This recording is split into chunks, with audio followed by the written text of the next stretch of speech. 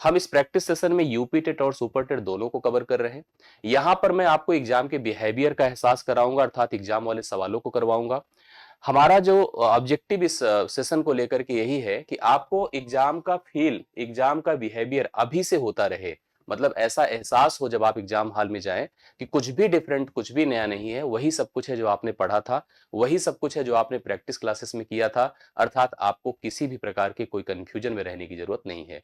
इस सेशन से जुड़े और इस सेशन को एक बार लाइक और शेयर भी करें अपने स्तर पर, जो भी आपसे पॉसिबल हो पाता है, और मेरे साथ पेन कॉपी लेकर बैठ जाएं। मैं आज प्रैक्टिस भी करा रहा हूं, हम आपको कॉन्सेप्चुअल क्लासेस भी देंगे, हम आपके साथ रेगुलर रहेंगे, ये वादा है। तो सब लोग तेजी के साथ जुड़े। वादा रहा कि आपके यूपी टेट का, चाहे प्राइमरी का पेपर हो, चाहे जूनियर का हो, सुपर टेट का एग्जाम, जूनियर स्तर के जो वैकेंसीज पर हम काम कर रहे हैं, मतलब हर लेवल पर हम आपकी प्रिपरेशन में आपके साथ बने रहेंगे। तो सबसे पहले सवाल से हम आज के सेशन की शुरुआत करते हैं। पहला सवाल आपके सामने बोर्ड पर आ भी रहा है। हमारे पास कुछ भिन्न दिए गए हैं, आप ध्यान से देखिएगा, ये भिन्न है। भिन्न में 6/7 है, 8/9 है, 9/10 है और 7/8 है। हमसे कहा गया इसमें जो सबसे बड़ी है और सबसे छोटी भिन्न के बीच का अंतर बताओ क्या है। यहां पर हम भिन्नों के जब बिहेवियर को पढ़ रहे हैं तो हमारे दिमाग में तुरंत एक नोट आ रहा है, ठीक है। हमारे दिमाग में नोट एक आ रहा है।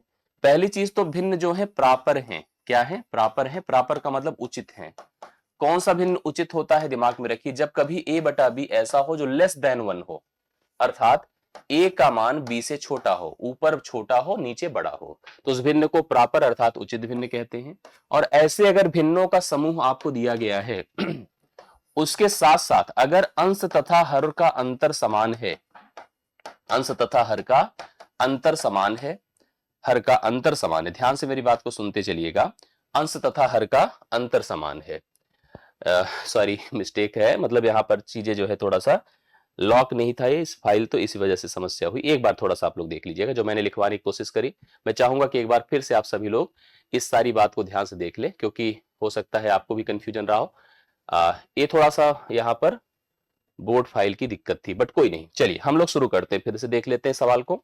सवाल में क्या बताना चाहता हूं, देखिए आपके आंसर्स भी आने शुरू हो गए। मैं चाहता हूं कि आप ध्यान से मेरी बात को सुने। ये हमारे पास यहाँ पर ये भिन्नों का समूह है। इस भिन्नों के समूह में हमसे पूछा है सबसे बड़ी और सबसे छोटी भिन्न के बीच का अंतर बता दो क्या होगा।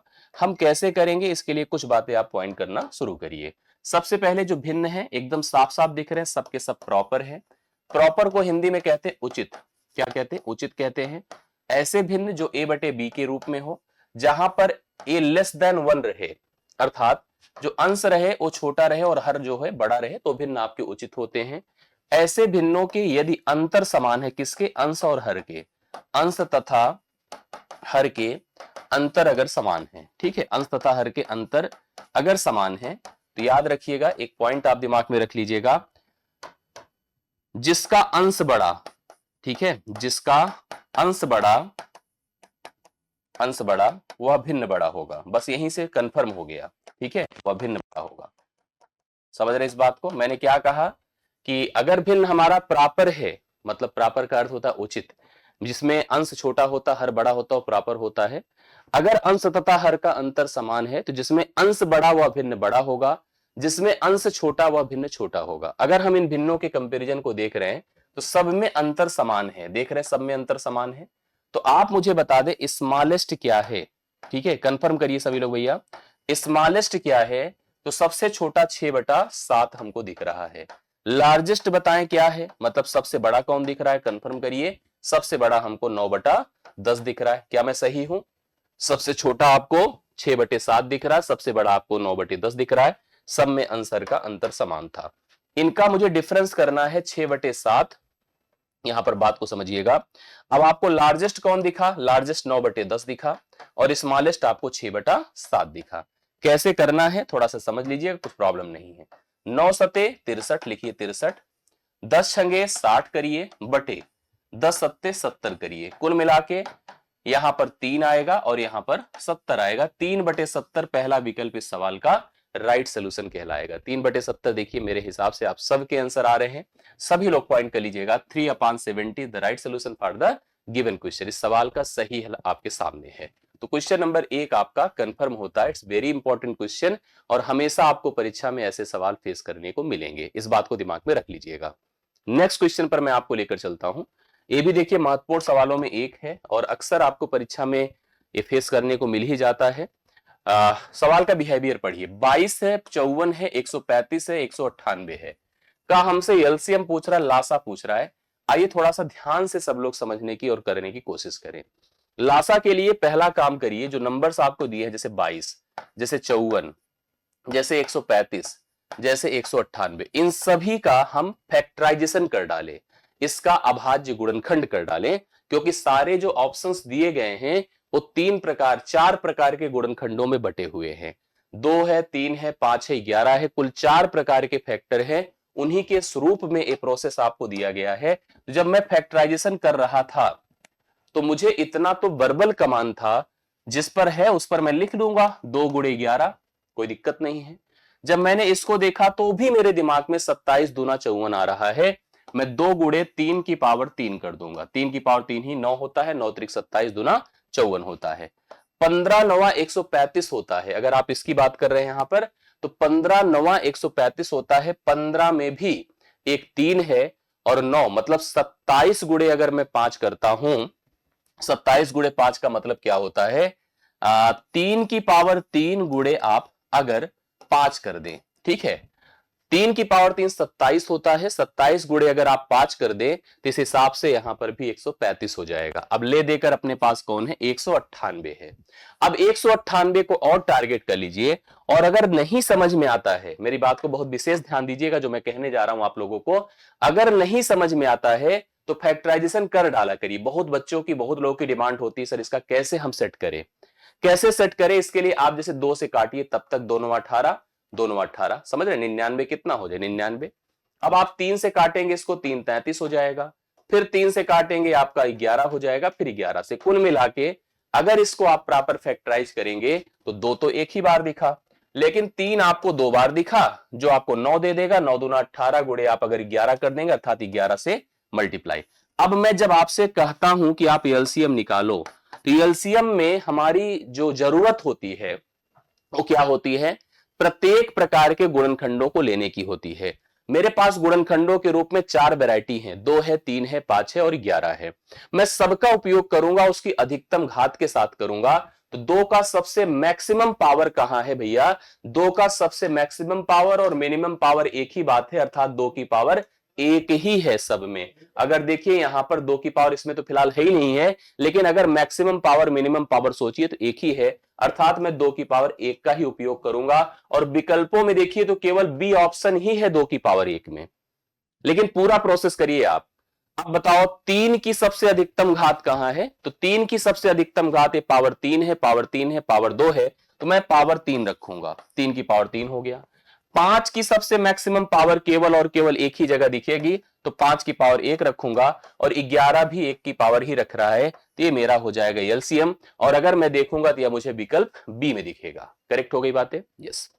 दूसरी बात, अगर मान लीजिए मैं आपको एक सवाल यहीं पर बना के दे दूं, बाद में आप कमेंट कर दीजिएगा, भैया सब लोग मुझे एचसीएफ भी बता दें, ठीक है, सब लोग मुझे एचसीएफ भी बता दें, अभी नहीं, बाद में जब वीडियो एंड हो जाए तो प्लीज सभी लोग कमेंट कर दीजिएगा। ये आपको मेरी तरफ से एक सवाल है आपके लिए, तो बिल्कुल सभी लोग ध्यान से देखिएगा। यस, बिल्कुल, बहुत बढ़िया। आप में से जितने लोग पढ़ रहे हैं, बता रहे हैं, जरूर अच्छे से करते रहिए। बाकी जो सवाल आपके हैं उसका मैं आंसर बाद में वीडियो खत्म होने के बाद दे पाऊंगा।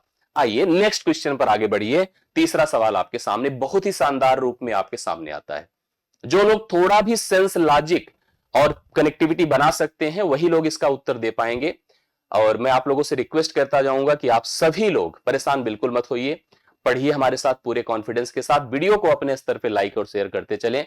यही मेरी डिमांड आपसे होती है, बाकी रेगुलर बिहाफ पर आपको मैं पढ़ाऊंगा, ये मेरा आपको वादा होता है। आइए तीसरा नंबर, यदि 100 से 1000 के बीच किसी भी संख्या के अंकों के योग को संख्या से घटाया जाता है, 100 से 1000 के बीच कोई नंबर आप ले लो, बीच में लेना है, मतलब 100 और 1000 को किनारे किनारे करके इनके बीच किसी भी संख्या को आप ले। प्लीज हमें कमेंट करके बताएं, मैं आप सबके कमेंट्स का इंतजार कर रहा हूं इस सवाल के लिए।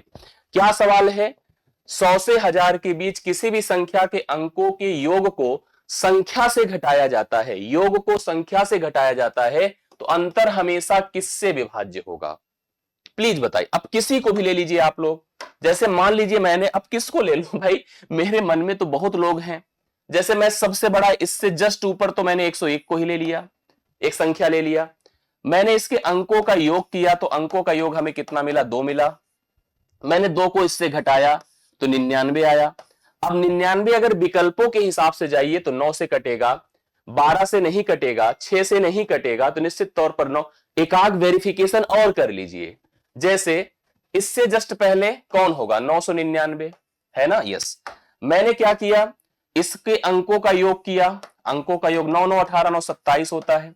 27 घटाएं इसमें से, 9 से 7 2 होता है, 9 से 2 7 होता है, 9 होता है।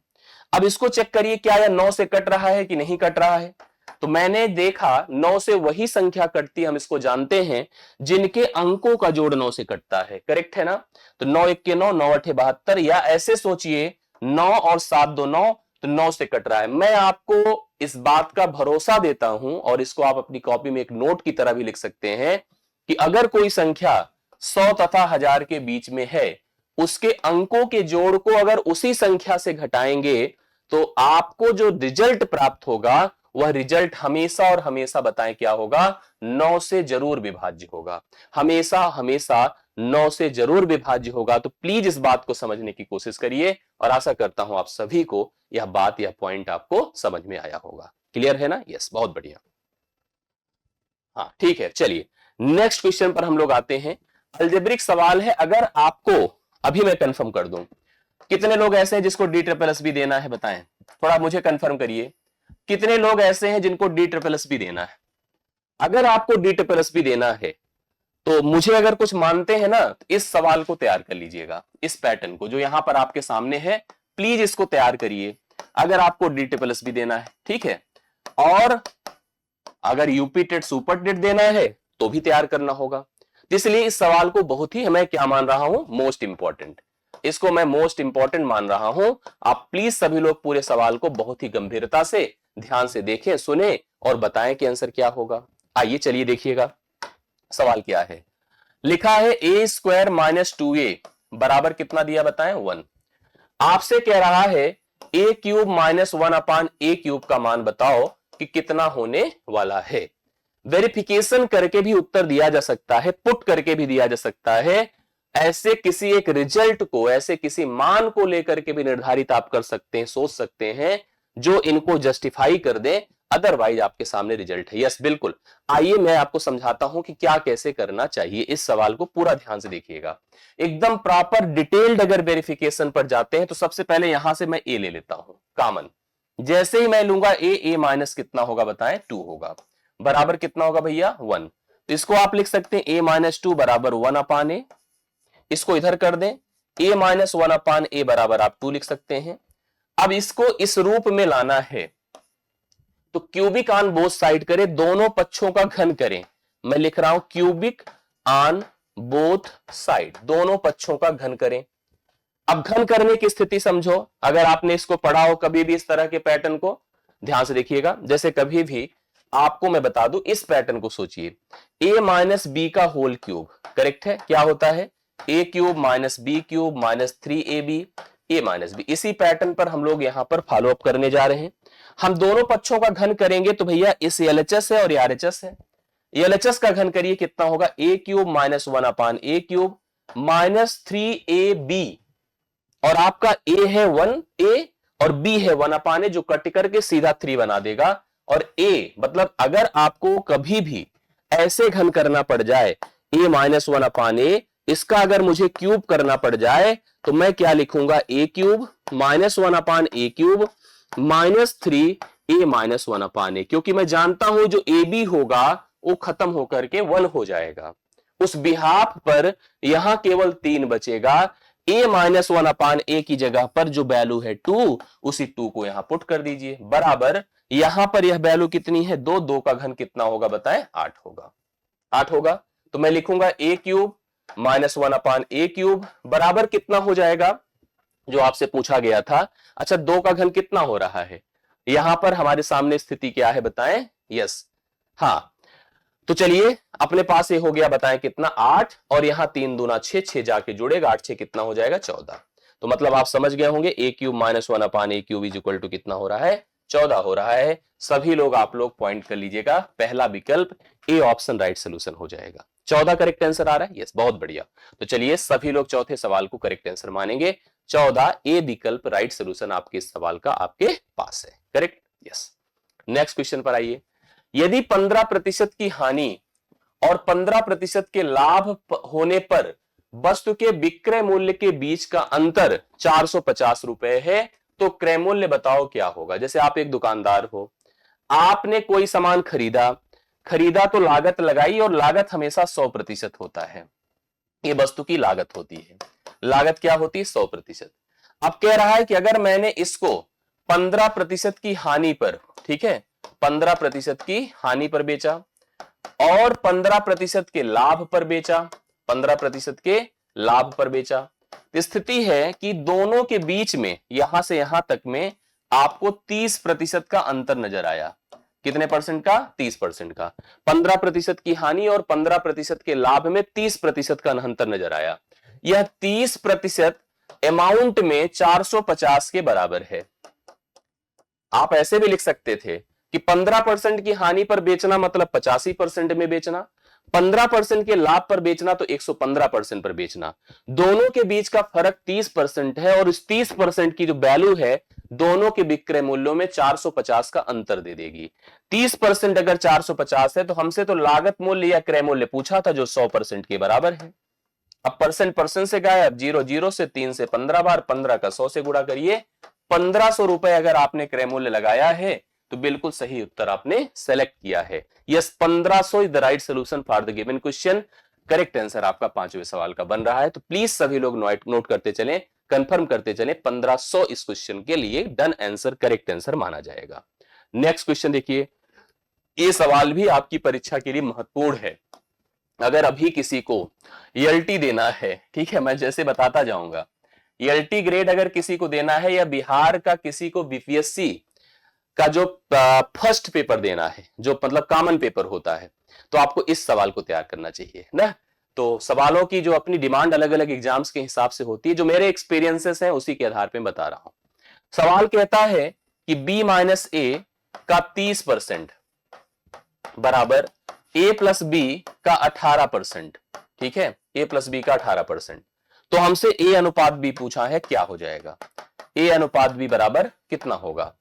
ये बहुत ही आसान वर्बल सवाल है, लेकिन करना तो चाहिए। यस प्लीज बताएं भैया। देखो A इसके साथ कंपेरेबल है, परसेंट को परसेंट से पहले इग्नोर कर दीजिए, खत्म। यस, 6 3 18 होता है, 6 5 30 होता है, 5 का इससे गुणा करिए, 5B माइनस 5A बराबर 3A प्लस 3B हो गया। 3A प्लस क्या हो गया, 3B हो गया।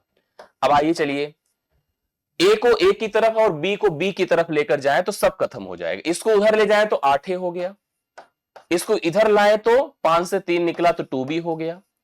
2 1 के 2 होता है, 2 चौके 8 होता है। बहुत ध्यान से देखना, हमसे AB पूछा है, B इधर लाए तो 4 इधर आएगा, 1/4 होगा। क्या 1/4 लगा रहे हैं, 4 1 लगे, यही कंफ्यूजन है। देखिए मैक्सिमम लोगों ने 4 1 लगाया है, जबकि रियल रिजल्ट इसका 1 4 होगा। गलतियां यहीं से होती हैं, 4 1 इसका सोल्यूशन नहीं होगा। दरअसल आप समझिए बातों को, जैसे कहा है उस फोकस, उस पैटर्न को फोकस करें, जो पूछा है उस पर ध्यान दें।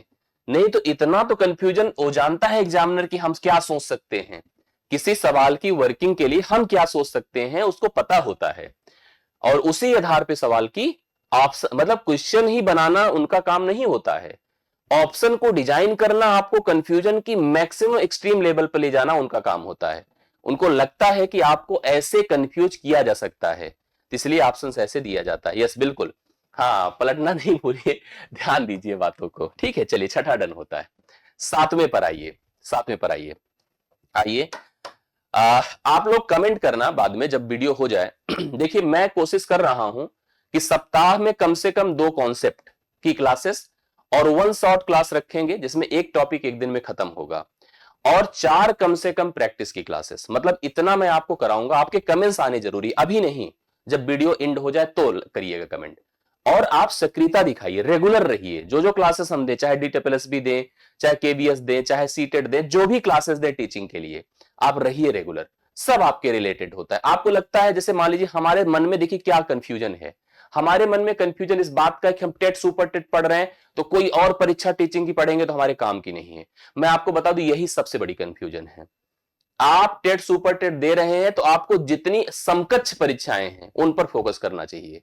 इसलिए अगर किसी भी क्लास को हम प्रोवाइड करें, हम DSSB की क्लास दे उसको करिए, हम सीटेट की क्लास दे उसको करिए, हम KBS की क्लास दे उसको करिए, कोई भी टीचिंग दे रहे हैं सभी टीचिंग की परीक्षाओं की क्लास करिए। मैथ में तो इतना आपको गंभीरता दिखानी पड़ेगी, और मुझे मानिए, मेरी बातों को वैल्यू करिए, तब बेहतर रहेगा। समझ रहे ना? यस। तब तक देखिए सवाल का उत्तर भी आ गया। तो इस बात को कमेंट में आपको बताना है जब after end of the video, जब सवाल ए सेशन समाप्त हो जाए, कि कॉन्सेप्ट क्लासेस और प्रैक्टिस क्लासेस में आप वरीयता किसको दे रहे हो, और क्या ये सही रहेगा कि हम 4 और 2 का रेशियो बना के चले, मतलब 4 हम प्रैक्टिस क्लासेस, 2 हम कॉन्सेप्ट की क्लासेस, कुछ ऐसा सिस्टम बनाए, या आपके मन में जो सुझाव हो आप लास्ट में वीडियो के नीचे जरूर लिखिएगा। सवाल पढ़िएगा। एक दुकानदार ने अपनी कीमतों में 10% की जब कमी कर डाली, जो उसके वस्तुओं के दाम थे उसमें जो है, यस, उसमें क्या था, 10% की जब कमी कर डाली, तो किसी वस्तु को पहले 500 रुपए में बेचा गया था, तो अब इसकी नई कीमत क्या होगी? समझ रहे हैं ना? कितने लोग कर सकते हैं बताएं? हाँ, 450। बहुत बढ़िया, 450। 450 कह रहा है कि एक दुकानदार ने अपनी कीमतों में 10% की कमी की। यदि किसी वस्तु को पहले 500 रुपए में बेचा गया था, तो अब इसकी नई कीमत क्या हो जाएगी? अभी वर्तमान में उसे कितने में बेचा जाएगा? यस, समझिए। पहले उसको कितने में बेचा गया था? 500 रुपए में। 500 में बेचा गया था, बेचा गया था, करेक्ट। हम जब पहले खरीदने जाते तो दुकानदार हमें वह सामान 500 में देता। आज मैं जब गया उसके पास तो उसने कहा कि भैया हम आपको इस वस्तु के दाम को 10% घटा कर देंगे, 10% की हम कमी करके देंगे। तो 10% की कमी करना मतलब क्या होता है? 10% की कमी करना मतलब, जैसे 500 गुणे 10 अगर 100 से निकालते हैं तो 90 होता है, बटे आप 100 कर देंगे तो 0 0 से खत्म, 9 5 45 हो जाता है। मतलब 450 में अब उसको बेचना होगा। अगर वह पहले किसी वस्तु को 500 में बेचता था, 550 500 में बेचता था, अब 10% की करेगा कमी जी। ऐसे थोड़ी होता है। लिखा क्या है, पढ़िए। एक दुकानदार ने अपनी वस्तुओं की कीमत में 10% की कमी की यदि किसी वस्तु को पहले 500 रुपए में बेचा गया था, मतलब पहले वह 500 रुपए में बेचता था, तो आप बताओ कि अब इसकी नई कीमत क्या होगी। मतलब इस सवाल को अगर हम लोग कंफ्यूजन में जाएंगे तो कंफ्यूज कर देगा। छोटा सा ही सवाल है, किस स्तर पे सोच रहे हैं, क्या हमारे मन में थॉट ऑफ प्रोसेस है? हमने क्या सोचा, मैंने सोच लिया कमी की, अभी हमने वर्तमान में कमी की। यदि किसी वस्तु को पहले इसको कितने में बेच रहे थे? 500 में। 500 में बेच रहे थे, तो अगर सही पूछा जाए ना, तो इसका एक्चुअल प्राइस तो पूछा नहीं है, इसकी नई कीमत घट करके क्या होगी? New price of an item it was originally sold for rupees. वास्तविकता में इसे 500 रुपए में बेचा जा रहा था जी। हमने कंफ्यूज नहीं किया है, आप समझिए 450 ही होगा। ठीक है। कंफ्यूजन तब होता जैसे कहा जाता कि पहले इसको 400 500 में जो बेचा जाता था वो 10% कम दाम में बेचा जाता था, तो कंफ्यूजन होता। फिलहाल यही तो होता ही है। चलिए, तो फिलहाल आप लोग नोट करिएगा, 450 राइट सोल्यूशन है। आशा करता हूं सबको समझ में आ गया होगा, तो नोट कर लीजिए। अच्छा, करने का तरीका एक और भी था। क्या था? 500 का 10% डायरेक्ट कर सकते थे। 500 का 10%, किसी का 10% करना हो तो सिंपल सी बात है, उस नंबर को लीजिए और 0.1 स्थान पे लगा दीजिए। 50 रुपए कम होगा 500 में, तो वैसे भी 450 होगा। यस, आई बात समझ में? यस। हाँ, नेक्स्ट देखिएगा। हाँ हाँ हाँ हाँ, सही बात है। एक राशि, कोई धन है, चक्रवृद्धि ब्याज पर 3 वर्षों के बाद 4,818 रुपए और 6 वर्षों के बाद 7,227 रुपए है।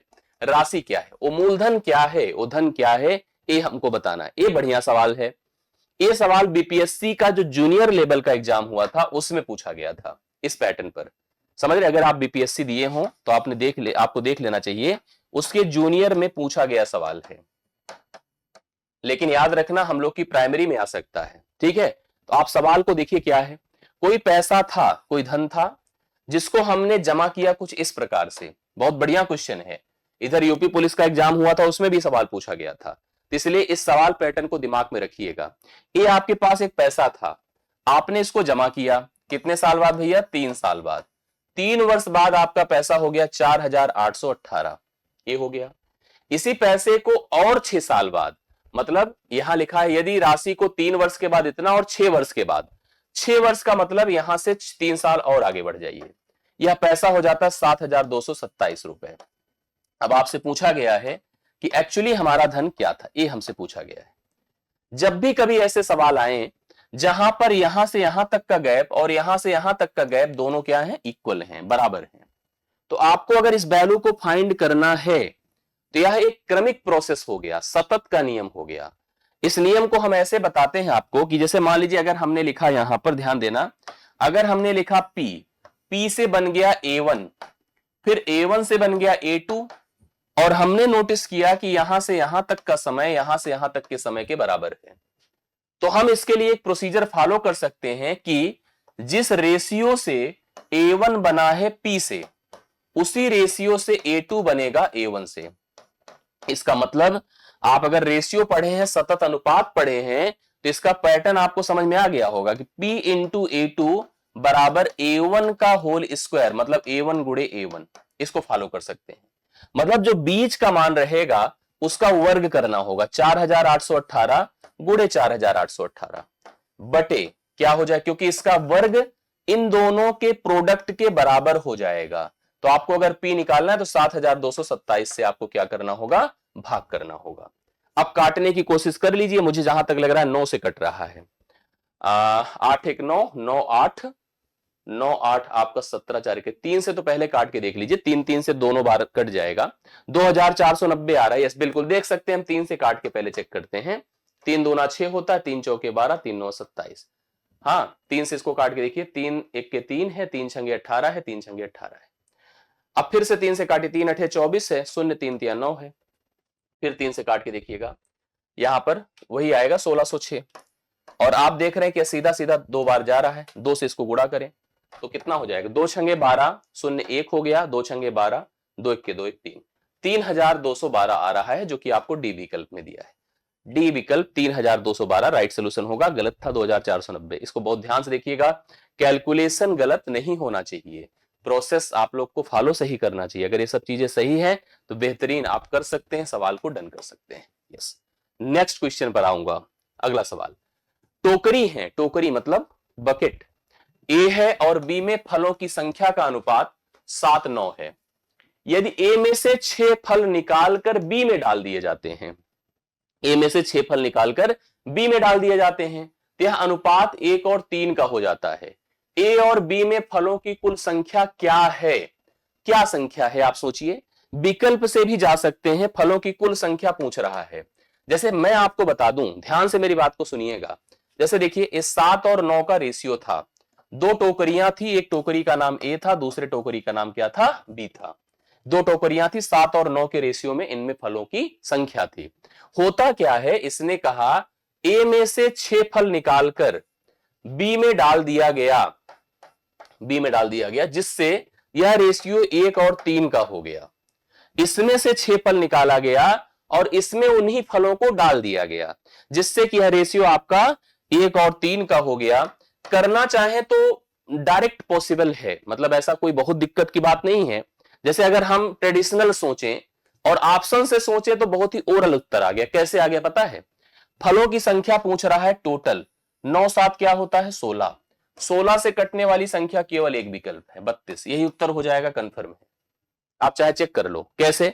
अगर हमने कहा कि चलो 16 बराबर 32 है तो 1 बराबर 2 होगा, इसके हिसाब से यहां पर फलों की संख्या कितनी हो जाएगी? 7 दूना 14 और यहां पर 9 दूना 18। अगर हम इसमें से 6 फल निकाल दें तो 6 फल जैसे निकाल देंगे तो कितना हो जाएगा? 8 हो जाएगा। और इसमें 6 जोड़ दें तो कितना हो जाएगा? 26 हो जाएगा। 8 18 8 नहीं 18 6 24 हो जाएगा। कितना हो जाएगा? 24 हो जाएगा। अब 8 1 के 8 8 3 24 देखिए बन गया कि नहीं? एकदम ओरल हो गया। तो 32 ओरल सवाल हो रहा है। लेकिन अगर हम थोड़ा ट्रेडिशनल सोचें, कुछ ऐसे है, पहले टोकरी में 7x फल थे, दूसरी टोकरी में 9x फल थे, करेक्ट है। हमने इसमें से 6 फल निकाल दिए और इसमें उन्हीं फलों को डाल दिया, और यह रेशियो फॉलो कर दीजिए, आपके सामने है जाएगा 1 और 3 का। इसी को कैलकुलेट कर डालिए, अपने आप आंसर आ जाएगा, x का मान आ जाएगा, और x को हम 7x और 9x निकाल के जोड़ डालें, आंसर अपने आप बनेगा। तो फिलहाल उत्तर तो वैसे ही डन हो रहा था, फालतू में इधर उधर जाने की नहीं। हम एक तरीका और फॉलो करवाते हैं जब हम मिश्रण पढ़ाते हैं, लेकिन हमें नहीं लगता है कि भी बहुत क्रिस क्रॉस आपको यहां बताने की जरूरत है। फिर भी अगर जरूरत पड़ी तो उसको भी हम डिस्कस कर लेंगे ना। यस, आ रही बातें समझ में? गुड। नेक्स्ट क्वेश्चन प्लीज सब लोग पढ़िए। यदि क्या लिखा है, रूट 1058, हाँ 1058 गुड़े रूट 648 है, बटे आपके सामने x है, बराबर 18 है, तो x का मान उसने पूछा है। अब हमको कौन x का मान बताएगा, ये कंफर्म करने की कोशिश करिए, कौन x का मान बता सकता है? जो आंसर कर दे प्लीज हमें कोशिश करिए, आंसर बताइए। यहां पर ऐसे सवालों में हमें भाई दो तरीके से हम जा सकते हैं। भाई हमारा जो मेन ऑब्जेक्टिव है इनका फैक्टराइजेशन करना, क्योंकि इनके वर्गमूलों के बगैर कुछ होने वाला नहीं है। ये वर्गमूल बनेगा, उसी से क्लियरिटी आ जाएगी, अपने आप सेट हो जाएगा। 18 से कटने की स्थिति देखिए, हम आपको समझाते हैं प्रोसेस क्या होगा, क्योंकि 18 से कटेगा और 18 से भी यहां एक ही नंबर कट रहा है, हो तो गया उत्तर, अगर सोचा जाए तो बन गया। फिलहाल कौन हो गया बताओ? 36 हो रहा है कि नहीं? आइए देखिए हम आपको समझाते हैं। 1058 है अपने पास, इसको थोड़ा फैक्टराइज करिए। 2 पंचे 10, 2 दूना 4, 2 9 18, 529 होता है 23 का वर्गमूल, 23 का 23 बार, फिर 23 बार। ये हो गया आपके सामने, क्या पता है? पहली चीज तो एक काम कर दीजिए आप सब लोग, इसको दोनों को डायरेक्ट लिख दीजिए ऐसे साथ में। क्या लिख सकता हूं? 1058 गुणे 648, 648, 1058 648 एक साथ लिख सकते हैं। दरअसल ये पैटर्न दिमाग में रखिएगा, रूट ए अगर रूट बी के साथ मल्टीप्लाई हो रहा है तो हम रूट ए इंटू डायरेक्ट रूट बी एक साथ मल्टीप्लीकेशन के रूप में लिख सकते हैं। अब नीचे अपने पास क्या है? x है, बराबर क्या है? 18 है। मैंने इसका फैक्टराइजेशन कर डाला। अभी 648 को और कर डालिए आप, 648 है ना हमने अपने पास। यस, चलिए किससे कट रहा है? 2 से। 3 बार 2 3 6, 2 दूना 4, 2 अठे 2 चौके 324 किसका? 18 का हो जाएगा। 18 18 बस इतना आसान तो था। चलिए लिखिए, 2 है गुड़े 23 गुड़े 23 गुड़े 2 है गुड़े 18 गुड़े 18, सही है ना? यस, बटे कितना है? x है, बराबर कितना है? 18। अब सुनिए, वर्गमूल में 2 2 का जोड़ा निकलता है, तो एक तो 2 निकलेगा, एक 23 निकलेगा और एक 18 निकलेगा, और नीचे कौन है? x है, बराबर कौन है? 18 है। तो 18 18 से खत्म हुआ, 23 दूना कितना हो रहा है? 46। ये x बराबर 46 होगा, जो आपको डी विकल्प में देखने को मिल रहा है। 46 राइट सोल्यूशन इस सवाल का बन रहा है। सभी लोग पॉइंट करते, बढ़िया क्वेश्चन था। फैक्टराइजेशंस पर जाइएगा, डिविजिबिलिटी पर मत जाइए, गड़बड़ हो जाएगा मामला। तो इसलिए इस सवाल को बहुत ध्यान से फैक्टराइजेशन से रिलेट करते हुए आप कनेक्ट करिए। 46 करेक्ट आंसर सवाल का बन रहा है। हमने अभाज्य गुणनखंड किया, हमने वर्गमूल का पैटर्न फॉलो किया, और ऐसे ही सवाल को हम डिसाइड कर सकते हैं। ठीक है, ये सेशन 10 सवालों पर आज समाप्त किया जाएगा, क्योंकि हम चाहते हैं कि एक आपकी तरफ से जब तक एग्रेशन ना आए तब तक मजा नहीं आएगा। अब आप कितना इसको सीरियस ले रहे हैं और कितना आपके कमेंट्स सुझाव आते हैं, इसी पर हमारा मनोबल बढ़ेगा, और कल मैं ज्यादा संख्या में सवालों को या आपके आधार पे कॉन्सेप्ट को लेकर आऊंगा। तो आज के सेशन को क्लोज समाप्त यही करते हैं। मिला लीजिए, काफी हद तक अच्छे सवाल आपने किए, कल इसके आगे कंटिन्यू किया जाएगा। यस, बहुत बहुत धन्यवाद, थैंक यू सो मच। सब कुछ डिपेंड करता है इस रेगुलरिटी को, इस क्लास की रेगुलरिटी पर। ये सब कुछ आप पे डिपेंड करता है। आप जितने सक्रिय और बेहतरीन तरीके से पढ़ेंगे, उतना ही बेहतरीन तरीके से मैं उसकी 4 गुना तरीके से पढ़ाऊंगा। थैंक यू सो मच, सभी को धन्यवाद। आज के लिए इतना ही। आई होप आपको सेशन समझ में आया होगा। Thank you so much.